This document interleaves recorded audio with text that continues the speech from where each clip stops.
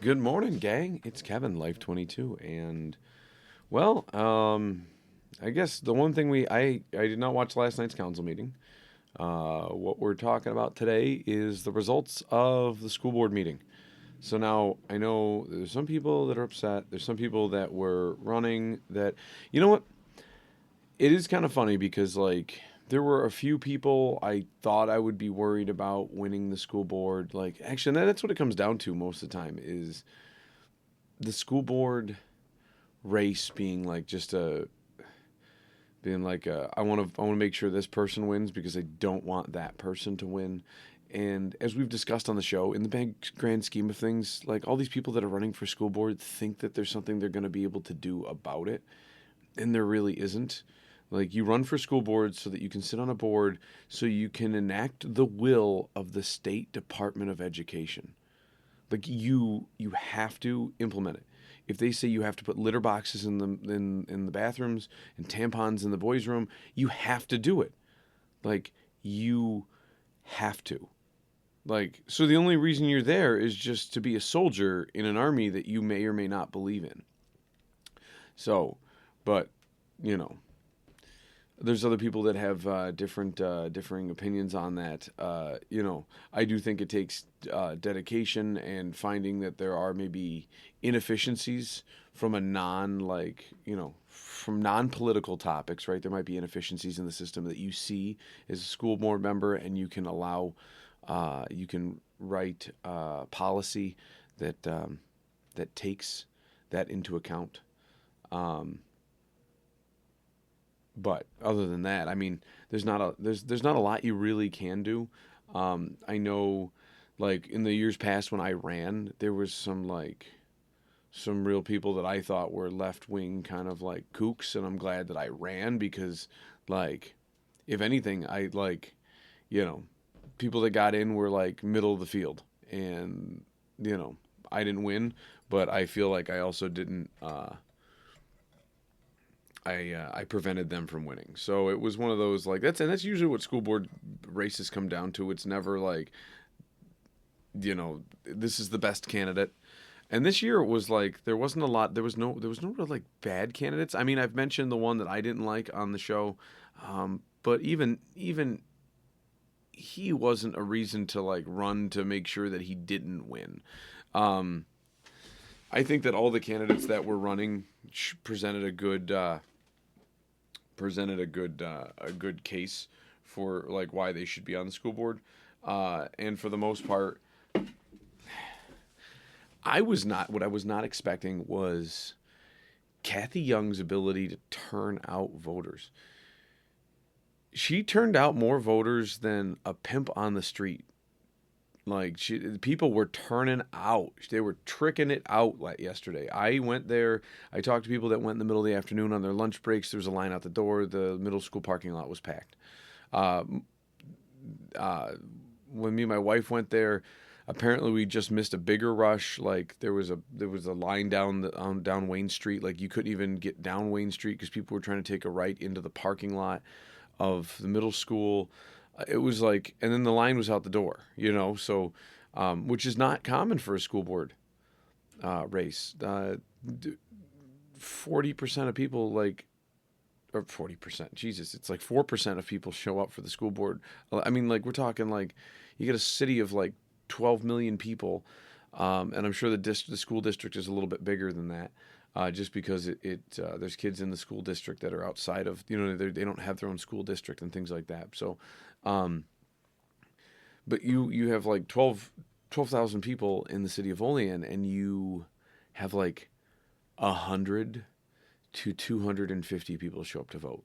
It is like that's what like I think there's 4 to 5,000 registered voters in Ward 4, for example, and depending on the year, they typically get like 250 people to vote, 189 to like 300 depending on the year, and it's like that's like 3 or 4 thousand people. Like it's not a large number, but then you go to the school board, it's like it's 3 or 4 thousand people. That's it's and I don't know. It's just when you've got the city is like 4,000, or 12 to 14,000 people. And then you probably have a district that's more like, 18,000 people because they count in this, town of Olean or what have you. But you start doing all these, and it's like that they have the same turnout as Ward 4 for like a generic race. Like it always drives me nuts. I bet you yesterday was thousands of people turning out to vote. It was nuts. So I have to give Kathy that. I think Kathy's going to be sorely disappointed in what she can and can't do. I know a lot of people were talking about, well, she's going to out the superintendent. It's like, okay, who are you going to find in her place? Like there's state requirements for superintendents. You have, you only have a big enough pool to pick from, and it took us forever to find one after Rick Moore stepped down. So, I mean, we had interim ones, and it's like, okay, so you're going to go to an interim one because you don't like this one. I don't see you and 3 others on the board calling enough support to remove the superintendent. Now for the election, or for the special board meeting, I heard about that Monday night when I got home. I had received some text messages from people, and they were like, "What are your thoughts on this? I think that's BS." And then doing more research, come to find out that since prior to Rick Moore's time, and I think even the superintendent before him, they had been just going through every year and renewing the superintendent's contract so that they always consistently had 4 years, a 4-year term on the superintendent. So they did not have, so they didn't have a gap in superintendents. And then, so I guess the argument's up in the air, because what I've also learned was that they were literally just calling in the final acceptance on this, but like the proposal to extend all of said contracts. And if you watch anybody's live Facebook stream from last night, there was a bunch of different contracts. You had the business manager, you had certain other offices, the assistant superintendent, the superintendent. They have there may have been some principals. I think there was the IT director was on there. Like they just have all these different appointments and contracts that they renew on an annual basis for 1-year extensions. So it just seems like it was more commonplace than it was strategically timed. And people are going to be like, well, why did they time it this time? Well, it was because they had to accept the resignation of the elementary school principal at Eastview, because pretty much he got forced out. And he's the 3rd principal in like 3 years, which is a ridiculously high turnover. I wonder what's going on at that school, and I wish we could cover more of that going into the future as information presents itself. And we could get on a whole show on what we know so far. And that was the reason that he had resigned the day before, on like Monday. So they had to have a special meeting to accept it, because they have only so many days to accept someone's resignation. And so that was the reason why it happened just now. Otherwise, it would have just been in the next couple weeks. It would have happened 2 weeks ago, or it would have happened more recently. And I think it would have actually happened in the past. But because we had all the step downs and they had to appoint interim people, they didn't do this sooner.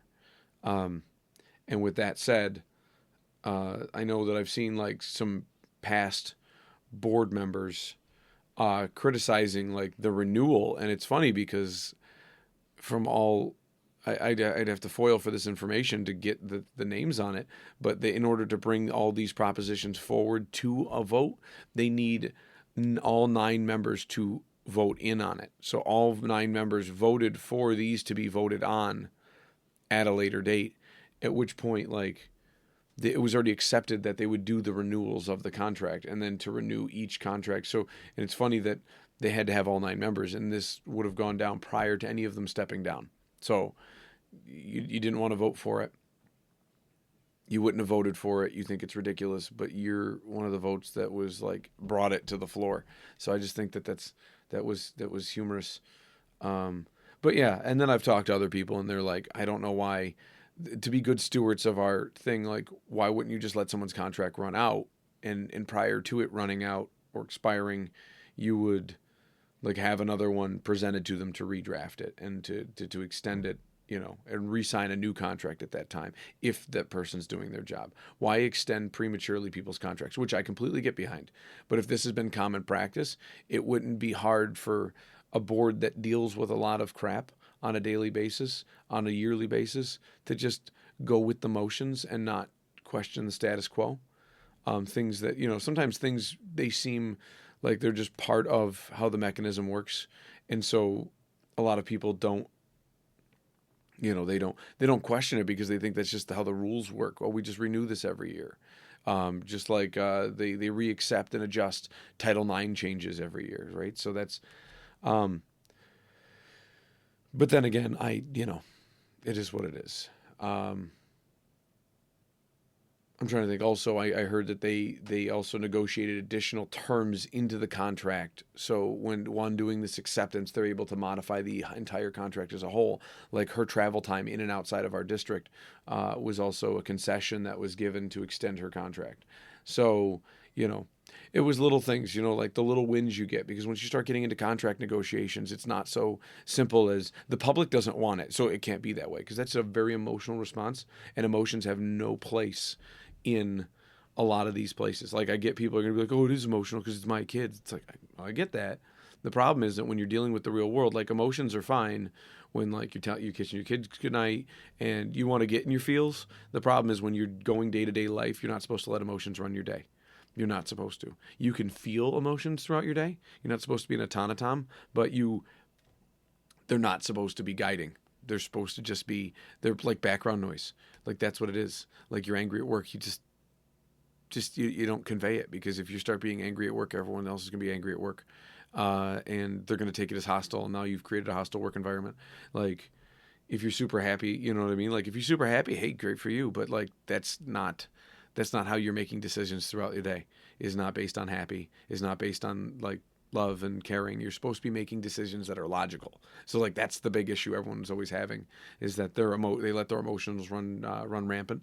And I always suggest that people review books like Emotional Intelligence and things like that, so you can get a better understanding of where your emotions come from, and then like they have a place. It's just not in decision making. And so that's why people up there that have to, have dictats over thousands of students, they can't just be like, well, let's throw the rule book out to make this one exception because it's called favoritism. And it's like, but the situation, like if the situation is truly dire and different, like then maybe you can rule differently on that one because of its, because of its differences from everything else and from the policy and the intent of the policy in comparison to this one-off case. But that's not the case. Most people don't. They rule on emotion, and that's not what you're there for. And so you have to be unemotional when you're dealing with a lot of these things. And it sucks because like it does have to deal with kids, and you want to be emotional, but you're not supposed to. And that's the tough noogies in the whole argument. But all right, guys. Well, I got to get some kids up so I can send them back to the district so they can, I don't know. I doubt it's going to look like, like World War II France. So I think everything's going to look the same as it did yesterday. But just covering some bases on yesterday's race. So congratulations to Malik, Calby, and Young. Better luck next time, de Blasi and Tim. It was great having you on the show. I know there's a lot of people out there that just, still hope that you stay involved and stay in with the district, because it's one of those things. We need more people involved on all sides. And so even if you're not on even if you're not on the board, you should still keep involved and keep in touch and talk out at school board meetings and ask questions. And that's what it's there for, because that's why government moves so slow, because you want it to move slow in not just one direction, not just the other. You want it to kind of stay kind of a vibrating ball in the middle where it's getting resistance from forces on both sides. And so it can still move forward. It's just not swaying in one direction or the other. And that's what you always need. So, all right, guys, we'll catch you tomorrow on Life 22.